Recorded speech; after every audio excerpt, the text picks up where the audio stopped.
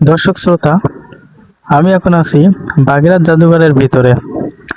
আপনারা দেখছেন আমি এখন কালাপাড়ের সামনে।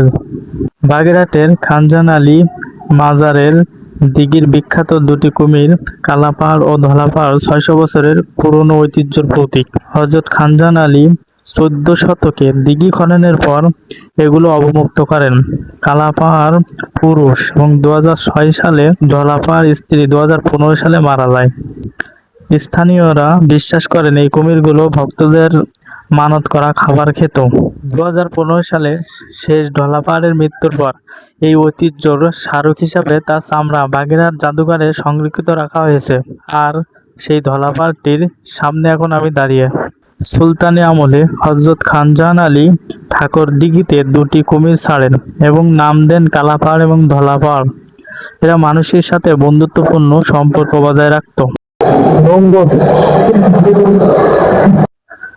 বাগেরহাট জাদুঘরে যত পুরাতন জিনিস দেখছেন সবগুলোই প্রায় ১৫ শতকের পুরাতন জিনিস।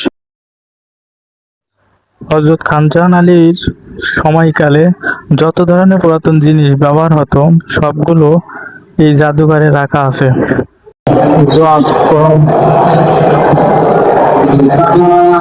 আমার খুলনায় কত কিছু রয়েছে, কিন্তু এদিকে কিছু নাই। সেটা কাটতে দিবেন।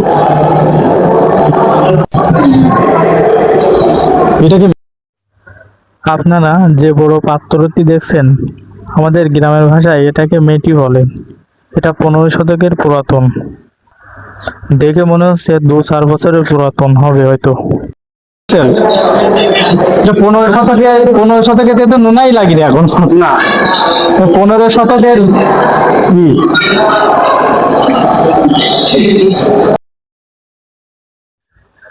পাশে থাকা কাচের ভিতরে এটা সম্পূর্ণ ৭ গম্বুজ মসজিদের মানচিত্র অনেক সুন্দর করে এখানে দেওয়া হয়েছে।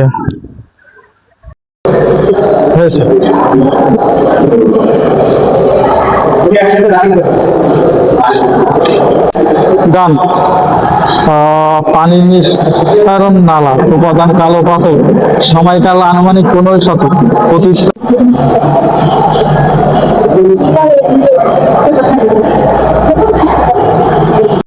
দেখছেন কত সুন্দর করে দেওয়া হয়েছে ৭ গম্বুজ মসজিদের সম্পূর্ণ বাউন্ডারি। জাদুঘরের আকৃতি ৭ গম্বুজ মসজিদ।